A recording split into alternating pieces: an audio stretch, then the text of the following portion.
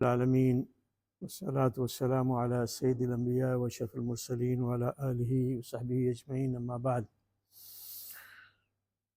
قابل احترام بزرگوں، عزیز ساتھیوں اور بھائیوں، آج کا خطبہ امام صاحب نے ماہ مبارک رمضان مبارک کی آمد کی مناسبت سے اس میں کیا ہم فائدہ اٹھائیں اور کیا تیاری کریں، اس کے بارے میں انہوں نے گفتگو کی۔ سب سے پہلی بات امام صاحب نے یہ بتلائی کہ اللہ سبحانہ و تعالیٰ نے بہت سارے بھلائیوں کے، نیکیوں کے کمانے کے موسم بنائے ہیں، سیزن ہے، اور جو جسے بھی یہ سیزن ملے، یہ وقت ملے، موسم ملے، اور اس میں پھر وہ کوتاہی کرے اور ضائع کر دے تو حقیقت میں اسے عقل مند جو ہے نہیں مانا جائے گا۔ اور ہر انسان کو چاہیے کہ اس سے اپنی طاقت بھر، استطاعت بھر بھرپور اس سے جو ہے نا فائدہ اٹھانے کی کوشش کرے۔ استطاعت کے لفظ پہ یہاں پہ خاص طور سے امام صاحب نے گفتگو کی اور وضاحت کی کہ آج کل اس لفظ کو بول کے عموماً اس کا غلط مفہوم یا محدود مفہوم لیا جاتا ہے۔ مثلا اللہ سبحانہ و تعالیٰ نے یہ فرمایا ہے کہ وَأَعِدُّوا لَهُم مَّا اسْتَطَعْتُم مِّن قُوَّةٍ وَمِن رِّبَاطِ الْخَيْلِ، لمبی آیت ہے کہ ان کے لیے، مسلمانوں کو حکم دیتے ہوئے فرمایا کہ ان کے لیے، یعنی مشرکین کے لیے جو اسلام کے دشمن ہیں، تمہارے دشمن ہیں، ان کے لیے تمہارے اندر جتنی استطاعت اور طاقت ہے، جتنا تم کر سکتے ہو اتنی قوت فراہم کرو اور گھوڑے باندھے ہوئے، مطلب یہ کہ جنگ کے لیے تیاری ہونی چاہیے۔ اس زمانے میں یہی تھا، ترہبون بہ عدو اللہ وعدوکم، اور اپنی اس تیاری سے تمہارے پاس بندھے ہوئے گھوڑے ہوں گے، یعنی تیار گھوڑے، اور تمہاری فوجی طاقت ہوگی، افرادی طاقت ہوگی، اس سے تم اللہ کے دشمنوں کو اور اپنے دشمنوں کو کیا ہے، ڈراؤ گے۔ یہ دیکھیں قرآن میں پالیسی، فوجی پالیسی ہے، یہ ہوتا ہے۔ آپ جو ہے بڑے وہ پرامن بن کے رہیں گے، آج جیسے ہو رہا ہے، ایسے نہیں ہوتا۔ اپنی قوت جو ہے نا ملک کو بتانی پڑتی ہے، اس کے بعد وہ ڈکٹیشن ان کو ڈکٹیٹ کرنے کا حق حاصل ہوتا ہے۔ تو یہاں پہ استطاعت کا مطلب یہ نہیں ہے کہ ٹھیک ہے میں دیکھتے رہیں دائیں بائیں لوگ کیا کرتے ہیں، وہ کر دیں گے، کام پورا ہو جائے گا۔ یہاں پہ استطاعت کا مطلب امام صاحب کہہ رہے ہیں کہ بھرپور ہے۔ جب نبی کریم صلی اللہ علیہ وسلم سے صحابہ کرام سے خطاب کر کے کہا گیا، اس کا مطلب یہ کہ جتنی تمہارے اندر قوت ہے، استطاعت ہے، وہ لگا دو اس میں۔ تو اب مثلا یہ کہہ رہے ہیں کہ اگر کسی کے پاس مثال کے طور پر 10 جو ہے نا وہ اس کے گھوڑے تیار کرنے کی طاقت ہے، لیکن وہ 5 کرتا ہے، یا ٹھیک آ رہی ہے، 10 مجاہد تیار کر سکتا ہے، وہ 5 کے لیے کر رہا ہے، تو یہ استطاعت نہیں، استطاعت سے کم ہے۔ یہاں پہ تو استطاعت کا جو ہے اعلیٰ درجہ ہوگا۔ نبی کریم صلی اللہ علیہ وسلم کی ایک دعا ہے جو طائف میں جو کچھ آپ پہ گزرا، اس کے بعد واپس ہوتے ہوئے آپ صلی اللہ علیہ وسلم نے یہ کہا، دعا کی، اور یہ مختلف اوقات میں آپ صلی اللہ علیہ وسلم فرماتے ہیں، اسے سید الاستغفار کہا گیا ہے۔ اللہم انت ربی لا الہ الا انت خلقتنی وانا عبدک، وغیرہ وغیرہ۔ پروردگار تو ہی میرا رب ہے، تیرے سوا کوئی معبود نہیں، تو نے مجھے پیدا کیا اور میں تیرا بندہ ہوں، اور تیرے عہد پر اور تیرے وعدے پر میں قائم ہوں، مستطاعت، جتنا میرے اندر استطاعت ہے۔ تو یہاں پہ یہ نہیں مطلب تھا کہ نبی کریم صلی اللہ علیہ وسلم دعا میں کہا کہ میں نے آپ سے جو عہد کیا ہے اس پہ دستخط کیے ہیں، ہاں کہا ہے، جو وعدہ کیا ہے، ہاں انشاءاللہ میں کروں گا۔ یہاں پہ انشاءاللہ بھی اس میں ہے نہیں، لیکن امام صاحب نے اس پہ یہ بھی کہا کہ انشاءاللہ کا مطلب یہ نہیں ہوتا جو آج کل بولا جاتا ہے۔ انشاءاللہ کا مطلب یہ ہوتا ہے کہ آپ اپنی استطاعت کے لیے پوری کوشش کریں، طاقت لگائیں، اور اللہ کی مشیت کے اوپر چھوڑ دیں۔ یہ نہیں کہ لوگوں کو بس کام کرنا ہی کرنا ہے، انشاءاللہ کہیں گے جو کام ہو جائے۔ تو یہ کہا کہ میں استطاعت، تو جتنی میرے اندر استطاعت ہے، اللہ کے نبی فرما رہے ہیں، یہ استطاعت تو فعل ماضی ہے، پاسٹ ٹینس ہے استطاعت کا عربی میں. اور اس کے بعد امام صاحب کہتے ہیں کہ لہذا ہمیں چاہیے کہ یہ جو موسم ہے نیکیوں کا، برکتوں کا، رحمتوں کا، اس پہ غور کرنا چاہیے، اور اس کے اندر جو امکانات ہیں ہمیں کمائی کے، اپنے لیے بنانے کے، اس پہ ہم غور کریں کہ کیا کچھ ہم کما سکتے ہیں، کیا کچھ حاصل کر سکتے ہیں، اور اس کے لیے ہمیں محنت کرنی پڑے گی. الفاظ وہ استعمال کیے ہیں جو رسول اللہ صلی اللہ علیہ وسلم کے بارے میں حدیث میں آئے ہیں کہ آپ صلی اللہ علیہ وسلم اس میں رمضان میں، اور خاص طور سے جب آخری عشرہ آتا تھا، تو آپ یعنی اشد المئزر، یہ لفظی ترجمہ اس کا ہوگا کہ ایزار باندھ لیتے تھے. اس کا مطلب عربی میں ہوتا ہے ایزار باندھنے کا کہ آدمی چوکس ہو کے کھڑا ہو جائے اور بالکل پورے طاقت کے ساتھ کسی کام کو انجام دینے کے لیے تیار ہو جائے. تو آپ صلی اللہ علیہ وسلم یہ کیا کرتے تھے. تو ہمیں یہ چاہیے کہ ہم جو ہے اخروی اجر اور ثواب بھرپور کمانے کی کوشش کریں، اور اسی طرح سے یہاں پہ بھی دنیا میں رہتے ہوئے رمضان کی عبادتوں سے ہم دلی اطمینان اور سکون حاصل کریں. جتنا ہم لگائیں گے اس میں اور اپنے آپ کو اللہ سبحانہ وتعالیٰ سے جوڑیں گے، اتنے ہی ہمیں اطمینان حاصل ہوگا. اور اصل طاقت دل کی طاقت ہوتی ہے. اور خاص طور سے آج کا زمانہ جو ہے وہ آپ جانتے ہیں کہ ٹینشن کا ہے اور ڈپریشن کا ہے، نہ جانے کون سی بیماریاں ہیں نفسیاتی سے، تو یہ ساری، اور عقلی مینٹل اور اس طرح کے وہ پریشانیاں ہیں. تو یہ زمانہ چھوٹے بچے جو ہے پتہ چلا کہ ٹینشن میں، سمجھا، تو اس سے علاج ہے. نبی کریم صلی اللہ علیہ وسلم نے فرمایا کہ رمضان کا مہینہ آ گیا ہے، یہ برکت کا مہینہ ہے. اس کی آمد سے متعلق شعبان میں بالکل آخری دنوں میں آپ فرمایا صحابہ کرام کے سامنے، دیکھو رمضان آ گیا ہے، یہ برکت کا مہینہ ہے، اس میں اللہ سبحانہ و تعالیٰ تم پر چھا جاتا ہے. مطلب یہ ہے کہ اللہ کی رحمتیں جو ہے نا وہ چھا جاتی ہیں. تو وہ رحمت اپنی نازل کرتا ہے، غلطیوں، کوتاہیوں کو، بھول چوک کو وہ گرا دیتا ہے، مطلب معاف کر دیتا ہے، اور دعائیں قبول کرتا ہے. اللہ سبحانہ و تعالیٰ اس میں، یعنی اس مہینے میں تمہارے تنافس کو دیکھتا ہے. تنافس کا مطلب ہے to compete with each other, ایک دوسرے سے مقابلہ آرائی کرنا، آگے بڑھنا. دیکھو کتنی محنت تم کر رہے ہو، کتنی وہ کر رہا ہے، ہر کوئی لگا ہوا ہے، تم اس میں کتنی جو ہے وہ محنت کر رہے ہو وہ دیکھ رہا ہے. اور اللہ سبحانہ و تعالیٰ پھر تمہارے اوپر اپنے فرشتوں کے سامنے فخر جتاتا ہے، یہ دیکھو میرے بندے یہ کتنی محنت کر رہے ہیں.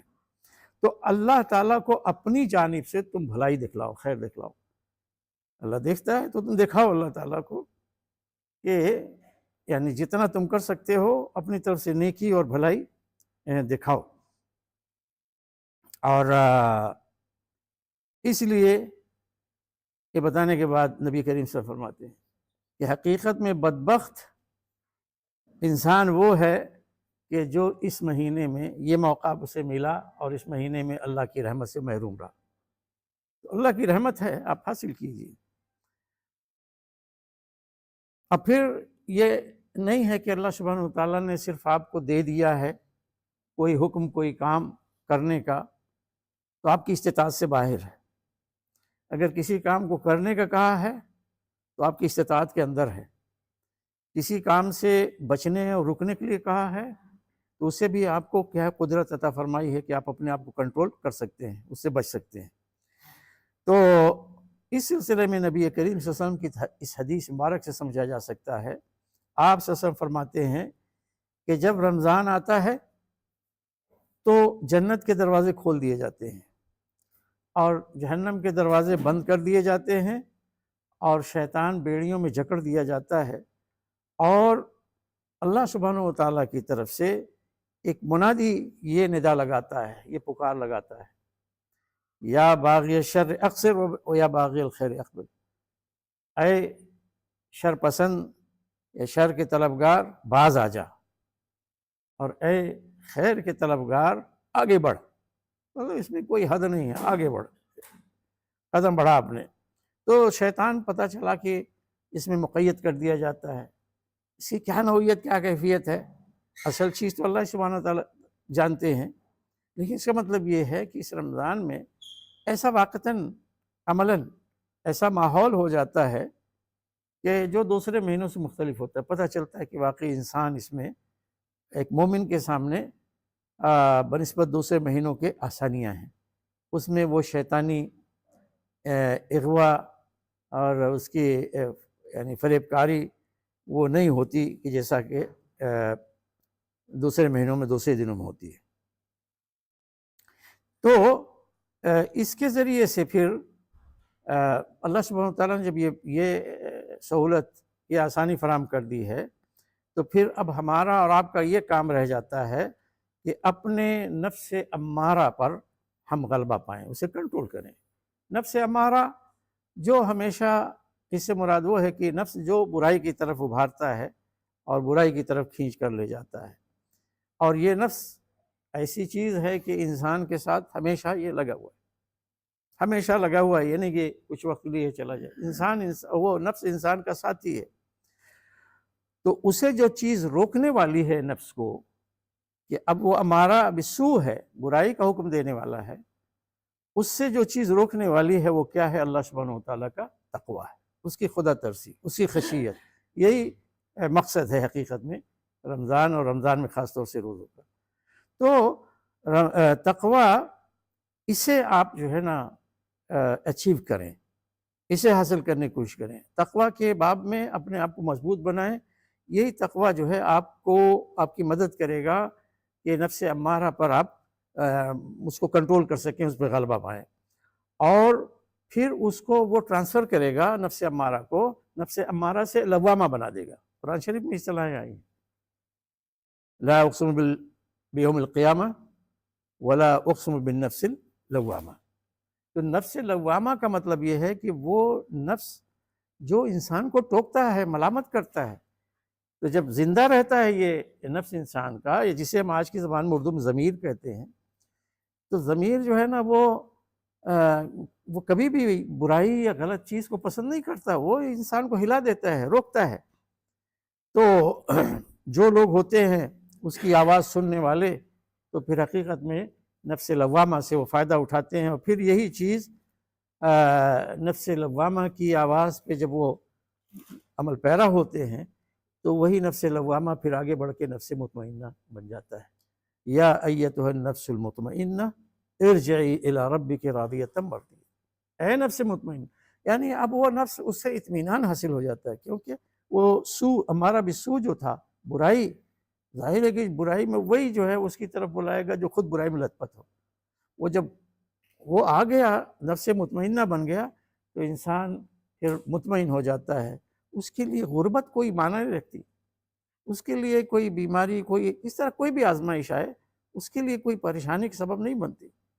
اس کے برعکس دوسرے ہوتے ہیں، بلین اور ملین رکھے رہے ہوتے ہیں، پریشان ہو رہتے ہیں، سارے اسباب ہیں، پریشان رہتے ہیں۔ اس مہینے کے یعنی روزے دار کے لیے بہت ساری خصوصیات ہیں حقیقت میں۔ اس میں سے ایک چیز یہ ہے، مثال کے طور پر، کہ اللہ سبحانہ وتعالیٰ نبی کریم صلی اللہ علیہ وسلم فرماتے ہیں کہ جنت میں ایک دروازہ ہے جس کا نام باب الریان ہے، الریان گیٹ، ٹھیک ہے نا۔ یہ دروازہ جو ہے، اس میں بلائے جائیں گے روزہ دار، تو جو بھی روزے داروں میں سے ہوگا وہ اس میں داخل ہوگا، اور جو اس میں داخل ہوا وہ کبھی اس کو پیاس نہیں لگے گی۔ تو یہ ایک خصوصی دروازہ ہے۔ ظاہر ہے تمام نیکیاں جو ہیں وہ جنتی کی طرف لے کر جاتی ہیں، لیکن ایک اسپیشل دروازہ ہے روزہ دار کے لیے۔ تو اس میں اصل جو روزہ ہے، یہ پورا مہینہ جو فرض ہے وہ تو ہے ہی ہے، اس کے ساتھ آپ ان کو بھی شامل کر سکتے ہیں جو مسنون روزے ہیں، جو نبی کریم صلی اللہ علیہ وسلم جن کی پابندی کرتے تھے۔ تو ہمیں آپ کو چاہیے کہ سب نہیں تو کچھ اس میں جو ہے سال میں وقتاً فوقتاً انہیں بھی کچھ رکھنے کی کوشش کریں۔ اسی طرح سے اس کی خصوصیت یہ ہے، اللہ سبحانہ وتعالیٰ کی فرماتے ہیں نبی کریم صلی اللہ علیہ وسلم، لیکن اللہ تعالیٰ کا قول ہے، یہ حدیث قدسی ہے، میں بارہا اس کی وضاحت کر چکا ہوں کہ ابن آدم کا ہر عمل اس کے لیے ہوتا ہے الا الصیام، سوائے روزوں کی. یعنی ایک مخصوص وہ عبادت ہے کہ جو اللہ ہی کے لیے صرف ہوتی ہے، کیونکہ یہ ریا سے خالی ہوتی ہے، دکھاوے سے خالی ہوتی ہے. تو اللہ تعالیٰ فرماتے ہیں کہ وہ میرے لیے ہے اور میں اس کا بدلہ دوں گا. اور ایک روایت میں امام مسلم کی کتاب میں ہے کہ ابن آدم کا ہر عمل اسے بڑھایا جاتا ہے نیکی کو 10 سے لے کر 700 گنے تک. انسان جو بھی نیکی کرتا ہے اس کا اجر 10 گنا سے لے کر 700 گنا تک ہوتا ہے. اللہ تعالیٰ فرماتے ہیں کہ الا الصوم فإنه لي وأنا أجزي، روزہ اس سے مستثنا ہے کیونکہ یہ میرے لیے اور میں اس کا بدلہ دوں گا. مطلب اس کی کوئی حد نہیں ہے. تو اس کی یہ جو خصوصیت اس عبادت کو عطا ہوئی ہے اس کی وجہ کیا ہے کہ یہ صداقت پر، راست بازی پر اور اخلاص پر مبنی عبادت ہے، اور یہ ریا سے خالی عبادت ہے. اور نبی کریم صلی اللہ علیہ وسلم نے فرمایا کہ من صام رمضان ایمانا واحتسابا غفر له ما تقدم من ذنبه، جس نے پورا رمضان روزہ رکھا ایمان کی حالت میں اور احتساب کی حالت میں، یا ایمان کے ساتھ اور احتساب کے ساتھ. ایمان کا مطلب یہ ہے کہ اللہ پر، اور اللہ پر ایمان رکھتے ہوئے اس نے کہ اللہ کا حکم ہے، اللہ کے حکم کی تعمیل میں کر رہا ہوں. احتساب یہ کہ اس نیکی کا، اس عمل کا اجر مجھے کسی سے نہیں، اللہ سبحانہ وتعالیٰ سے. اس کو اخلاص بھی آپ کہہ سکتے ہیں. اللہ کے لیے ہے اخلاص کے ساتھ، اور اللہ ہی اس کا اجر دے گا، کسی کو نہ دکھانا ہے نہ کسی سے کوئی چیز مطلوب ہے. ایسا ہی ہوتا ہے واقعی. تو فرمایا کہ اس کے تمام پچھلے گناہ کیا ہے، بخش دیے جاتے ہیں. امام صاحب کہتے ہیں کہ امام احمد بن حنبل رحمۃ اللہ علیہ، ان کی کتاب بہت بڑی ایک مسند ہے، تو اس میں اس کے بعد ایک اور بھی لفظ ہے ما تاخر، اضافہ ہے یہ. یعنی ما تقدمہ کے بعد ما تاخر، جو پہلے گزر چکے ان کی مغفرت، ما تاخر جو بعد میں ہوں گی. تو اخلاص اور صدق نیت کے ساتھ اللہ کی طرف متوجہ ہو کر اس عبادت کو ادا کرنا چاہیے. اور یہ کہ اس کے اندر جو وہ ہے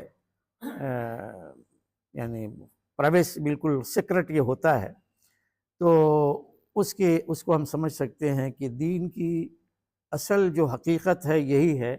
قرآن شریف میں فرمایا کہ وما امروا الا لیعبدوا اللہ مخلصین لہ الدین حنفاء ویقیموا الصلاۃ ویؤتوا الزکاۃ وذلک دین القیم. اصلاً پورے دین کی عمارت جو ہے کیا ہے، اخلاص پہ قائم ہے.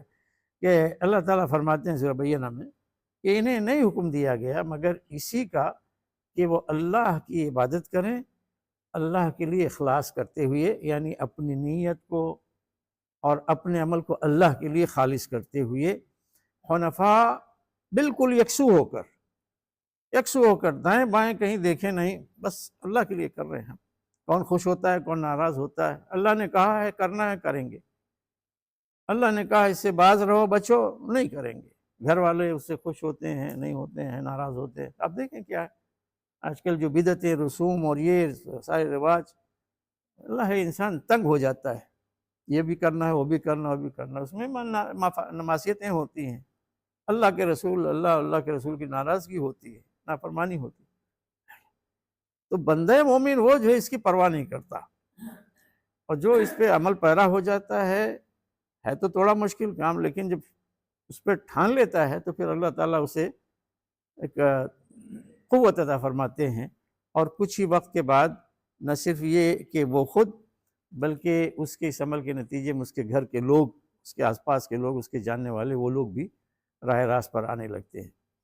تو حنفاء یکسو ہو کر نماز قائم کریں اور زکوٰۃ دیں، اور یہی دین القیمہ ہے، سچا اور سیدھا دین ہے. اور آخری بات یہ کہ نبی کریم صلی اللہ علیہ وسلم نے فرمایا کہ کوئی بھی بندہ جو اللہ تعالیٰ کے راستے میں ایک دن روزہ رکھتا ہے تو اللہ تعالیٰ اس کے ذریعے سے یا اس دن کے روزے کی وجہ سے اس کے چہرے کو 70 خریف یعنی 70 سال جو ہے وہ کیا ہے دور کر دیتا ہے. یعنی ایک دن کا روزہ اللہ کی راہ میں، اس کے اتنا قیمتی ہوتا ہے، اتنا اس کا اجر کہ 70 خریف موسموں میں سے جو ہے ایک سیزن میں سے ایک سیزن ہے، 70 خریف اس کو دور کر دیتا ہے، اس کا مطلب سیدھے سیدھے ہوا کہ 70 سال اسے دور کر دیتا ہے۔ تو اللہ تعالیٰ سے دعا ہے، اتنے پہ ہم اکتفا کرتے ہیں۔ یہ موسم جو آ رہا ہے، رمضان کا مہینہ آ رہا ہے، بھلائی کا اور نیکی کا موسم ہے، اطاعتوں کا موسم ہے، تو اس تنبیہ اور تذکیر کے ساتھ کہ اللہ تعالیٰ ہمیں اس تک پہنچائے اور آپ ہمیں اس میں عمل کرنے کی اور نیکی کمانے کی، اللہ کے حکم کی، اللہ کے رسول کی احکام کی فرمانبرداری کرنے کی توفیق عطا فرمائے۔ اللہ تعالیٰ ہمیں توفیق دے کہ ہم اس مہینے میں، آنے والے مہینے میں بھرپور اپنی استطاعت بھر کوشش کریں کہ روزے رکھیں اور جو بھی عبادتیں ہیں ان کو بھرپور کریں، اور اللہ تعالیٰ سے توقع رکھیں، امید رکھیں، بھرپور امید رکھیں، پورے یقین کے ساتھ کہ اللہ تعالیٰ ہمیں اجر جزیل عطا فرمائے گا۔ اللہ تعالیٰ ہمیں خطاؤں سے، بھول چوک سے، کوتاہی سے، غفلت سے ہماری حفاظت فرمائے۔ وآخر دعوانا ان الحمد للہ رب العالمین۔